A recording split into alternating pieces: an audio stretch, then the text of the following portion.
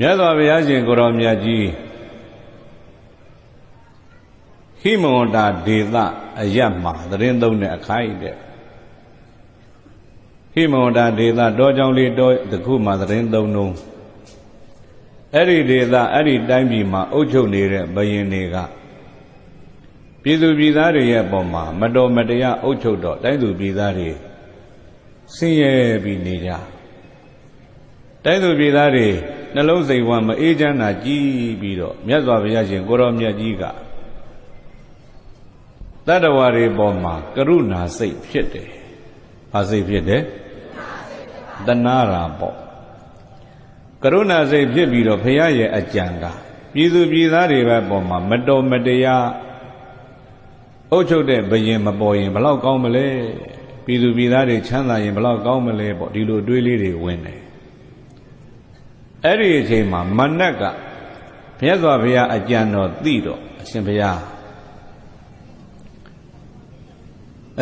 ဘုရင်လှုပ်ပြီးတော့ဒီတိုင်းပြည်ကြီးအုပ်ချုပ်ရင်ကောင်းမယ်တဲ့ဒီလိုပြောဘာဖြစ်လို့တော့ကွာအရှင်ဘုရားကဣတိပတ်၄ပါးပြည့်ပြည့်စုံစုံဝင်စားထားတဲ့ပုဂ္ဂိုလ်ကြီးဖြစ်တော့မြင့်မို့တောင်ကြီးရွှေဖြစ်ဆိုတောင်မြင့်မို့တောင်ကြီးရွှေဖြစ်ရမှာအဲ့ဒါဆိုရင်ပြည်သူပြည်သားတွေအများကြီးချမ်းသာပြီပေါ့ဗျမြင့်မို့တောင်ကြီးတောင်ရွှေတောင်ကြီးဖန်ဆင်းနိုင်တဲ့အရှင်ဘုရားပုဂ္ဂိုလ်မျိုးဘုရင်လှုပ်ရင်ချမ်းသာပြည်သူပြည်သားလည်းချမ်းသာမယ်အရှင်ဘုရားလည်းချမ်းသာဒီလိုပြောအဲ့တော့ပြိဿကြီးမနတ်ဆိုတာကောင်းသောနတ်လားမကောင်းသောနတ်အကျိုးလိုလားလို့ပြောတာမဟုတ်ဘူးသိကြတယ်နော်မနတ်ရဲ့အလုတ်ကနှစ်မျိုးတဲ့လူတွေကောင်းတာလုပ်နေရင်နှောက်ယှက်တယ်မကောင်းတာလုပ်ရင်အပေးတယ်မနတ်ရဲ့အလုတ်ကဘယ်နှမျိုးကောင်းတာလုပ်ရင်ဘာဖြစ်တော့မကောင်းတာလုပ်ရင်အပေးတယ်စာကောင်းကောင်းလေးဖတ်မယ်ဆိုသူတော်ကောင်းတွေပြင်းတယ်မလားဖယားရှိခိုးမယ်ဆိုပြင်းတယ်မလားမဟုတ်တဲ့စာဖတ်ရရင်ပြောမနတ်ကဟုတ်ပြီလားဒီတိုင်းပဲအခုလဲမြတ်စွာဘုရားကိုအရှင်ဘုရားဘယင်လုပ်ပေးပါအရှင်ဘုရားဘယင်လုပ်ရင်ပြည်သူပြည်သားတွေချမ်းသာ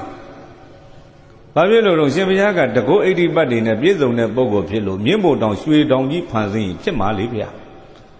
အဲ့တော့ဆိုရင်ရှင်ဘုရားလည်းချမ်းသာပြည်သူတွေလည်းချမ်းသာအကုန်လုံးချမ်းသာမှာဖြစ်လို့ရှင်ဘုရားဘယင်လုပ်ပေးပါရည်ရွယ်ချက်ကဘာလဲမေးရင်ရေဇေသနာမေတံပမာရဌာနံတဲ့တိုင်းပြည်အုပ်ချုပ်မင်းလုပ်တဲ့ပုဂ္ဂိုလ်တွေဆိုတာအလုံများတဲ့တွေ့တာကြောင့်မေ့တတ်တဲ့သဘာဝရှိဟုတ်ပြီလားမြတ်စွာဘုရားဘယင်လုပ်ရင်ဘုရားလည်းမေ့သွားမေ့တဲ့အခါမှာသူကအခွင့်ကောင်းယူပြီးမြတ်စွာဘုရားပေါ်မှာနှိပ်ကိုဖို့သူကြံတာအဲ့ဒါကြောင့်ပြိဿမြတ်စွာဘုရားဘယင်လုပ်ပါလို့သူကလူပြောအဲ့ဒီမှာဘုရားကပြောတယ်မနတ်ကြီးတဲ့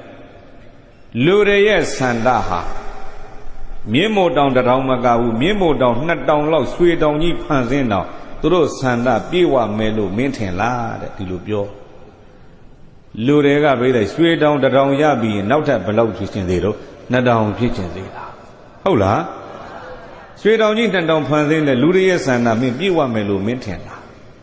လူတွေရဲ့ဆန္ဒဘယ်တော့မှမပြေဟုတ်ပြီလားဆန္ဒဘယ်တော့မှမပြေနိုင်ဘူး